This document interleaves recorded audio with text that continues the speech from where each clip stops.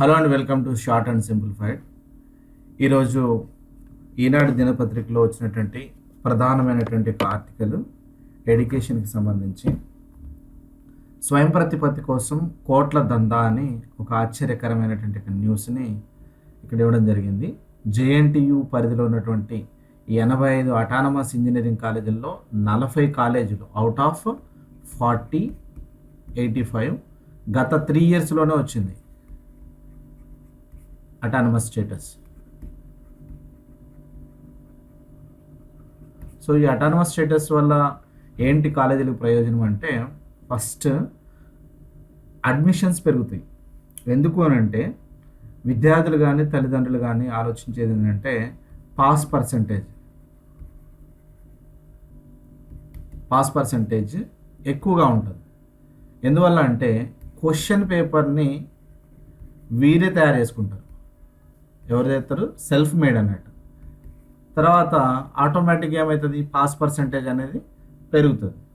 తద్వారా ఏమవుతుంది, స్టూడెంట్స్కి తొందరగా జాబ్స్ రావడము, లేదంటే ఏదైనా కార్పొరేట్ కంపెనీలోకి వెళ్ళిపోవడము, లేదంటే వారి సొంత వ్యాపారాల్లోకి వెళ్ళిపోవడము, ఎక్కడ బ్రేక్ ఉండదు అన్నట్టు. కాబట్టి ఏమవుతుందనంటే కాలేజీలకు అడ్మిషన్స్ పెరిగే అవకాశాలు ఎక్కువగా ఉంటాయి. అందువల్ల ఏం చేస్తున్నాయి కాలేజీలు, వాళ్ళకి తొందరగా అటానమస్ స్టేటస్ తెచ్చుకోవడము, అడ్మిషన్స్ పెంచుకోవడము, వ్యాపారాన్ని పెంచుకోవడము, ఈ దృక్పథంలోకి వెళ్తున్నాయి. స్టాండర్డ్స్ అనేది కామన్గా నార్మల్గా ఉండిపోతూ ఉన్నాయి. అందుకనే పోటీ ప్రపంచంలో ఈ అటానమస్ నుండి వచ్చినటువంటి విద్యార్థులు నిలబడడానికి కొద్ది ఇబ్బంది అవుతుంది. కాబట్టి గవర్నమెంట్ ఏం చేస్తుందంటే ఈ స్వయం ప్రతిపత్తి వెనక ఏమైనా కోట్ల దందా ఉందా అనేటువంటి ఒక విచారణ కోసము యోచిస్తుంది అన్నట్టు. సో అట్లాంటి ఒక చిన్న ఆర్టికల్ని ఈ యొక్క పత్రికలో ప్రకటించడం జరిగింది.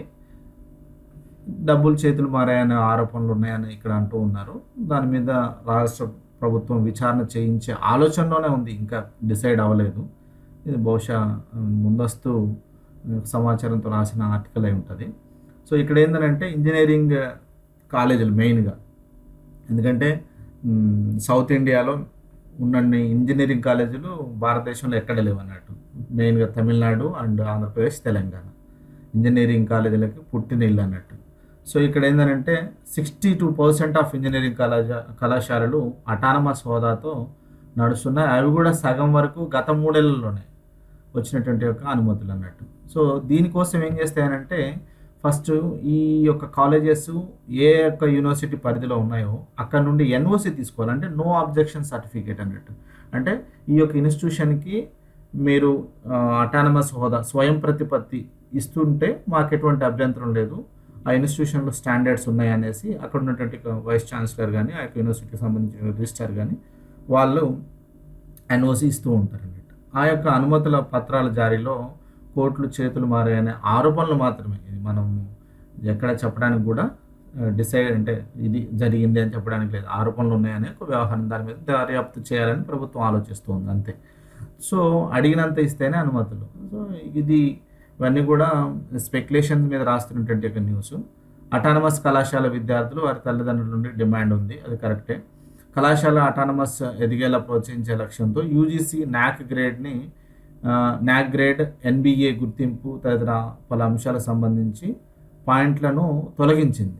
యాక్చువల్గా ఈ యొక్క అటానమస్లో ఇన్స్టిట్యూషన్స్ పెంచాలి అంటే స్వయం ప్రతిపత్తి ఇన్స్టిట్యూషన్స్ ఎక్కువగా ఉండాలి అనే ఒక కాన్సెప్ట్ని యూజీసీ తీసుకుంది. యాక్చువల్గా యూజీసీ తీసుకొని ఆ యొక్క కళాశాలల యొక్క స్టాండర్డ్స్ని పెంచి, అంటే ఆ యొక్క ఫ్యాకల్టీ యొక్క రీసెర్చ్ని, ఆ యొక్క ఫ్యాకల్టీ యొక్క ఎడ్యుకేషన్ క్వాలిఫికేషన్స్ని, వాటన్నిటిని తీసుకొని ఈ యొక్క నాక్ గ్రేడ్ని నిర్ణయించి, నాక్ గ్రేడ్ అండ్ ఎన్బిఏ ఈ యొక్క స్టాండర్డ్స్ని తగ్గించిందండి. ఇంతకుముందు ఎలా ఉండాలంటే ఏ గ్రేడ్ వస్తేనే ఉండేది అన్నట్టు.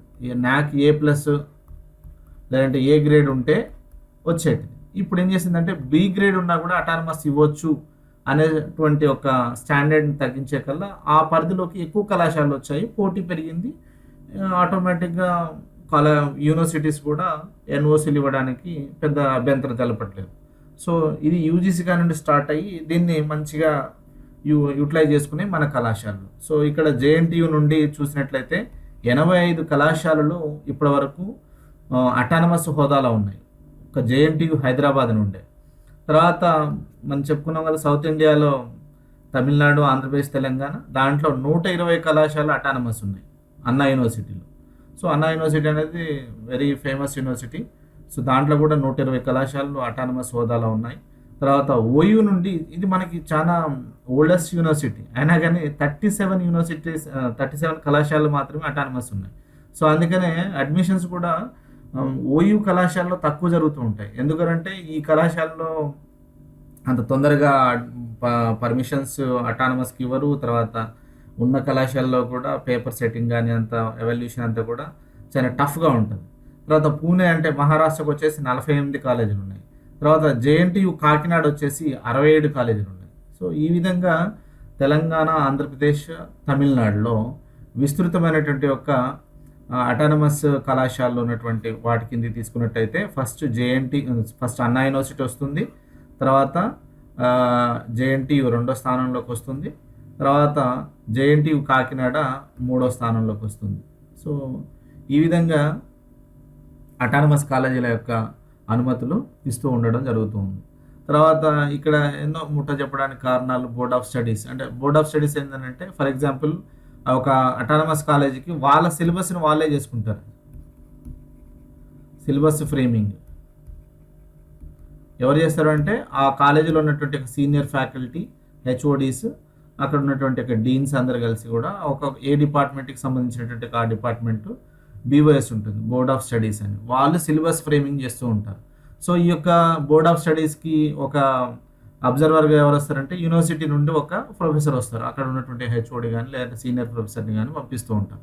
సో ఇక్కడ ఈ బోర్డ్ ఆఫ్ స్టడీస్కి ఏమవుతుందంటే ఈ యొక్క కీలక బోర్డ్ ఆఫ్ స్టడీస్ నిర్ణయాలకి, అంటే ఆ సిలబస్ని ఫ్రేమింగ్కి, ఆ యాక్సెప్టెన్స్కి పెండింగ్లో పెడుతూ ఉన్నారు.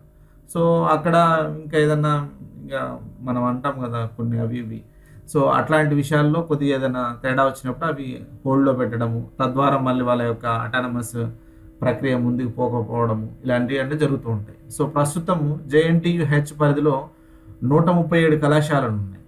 ఉండగా వాటిలో 85కు పైగా కళాశాల యూజీసీ అటానమస్ హోదాలో ఉన్నాయి. సో ఇందాక చెప్పినట్టుగా మనము 62%, అంటే అవుట్ ఆఫ్ 137 కాలేజీలలో 85 కాలేజెస్ అటానమస్ హోదాలో జేఎన్టీయు హెచ్లోనే, మెయిన్గా జేఎన్టీయు హైదరాబాద్లోనే ఉండడం అనేది ఇది గమనించదగ్గ విషయం అన్నట్టు. సో తర్వాత ఇక్కడ వచ్చేసి దీనికంతటికి కారణం ఇక్కడ ఇబ్బంది ఎక్కడ వస్తుంది, అందరు బాగానే ఉన్నారు కదా, విన్గా ఉంది అని అంటే కాదు. నాసిరకం కళాశాలగా చెప్పుకునే వాటికి సైతం అటానమస్ హోదా దక్కడం గమనార్హం. సో నాసిరకం కాలేజీలకి అటానమస్ వస్తే ఏమవుతుంది, వాళ్ళే పేపర్ తయారు చేసుకుంటారు, వాళ్ళు ఈజీ పేపర్ తయారు చేసుకుంటారు.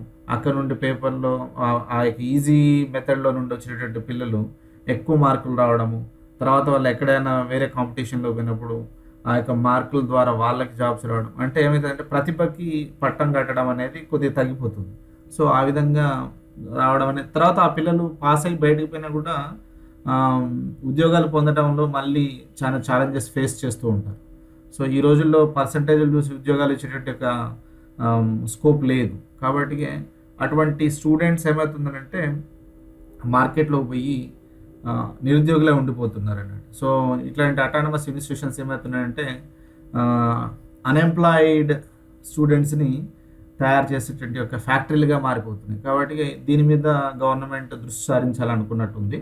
సో యూజీసీ మాత్రం కళాశాల యాజమాన్యం పంపిన వివరాలు సంబంధిత యూనివర్సిటీలలో ఎన్ఓసి ఆధారంగా అటానమస్ ఇస్తూ వస్తుంది. ఎస్, యూనివర్సిటీ ఏంటిది, డాక్యుమెంటేషన్ కరెక్ట్గా ఉందా లేదా, అంతే. డాక్యుమెంటేషన్ కరెక్ట్గా ఉంటే అనుమతులు ఇచ్చేస్తుంది.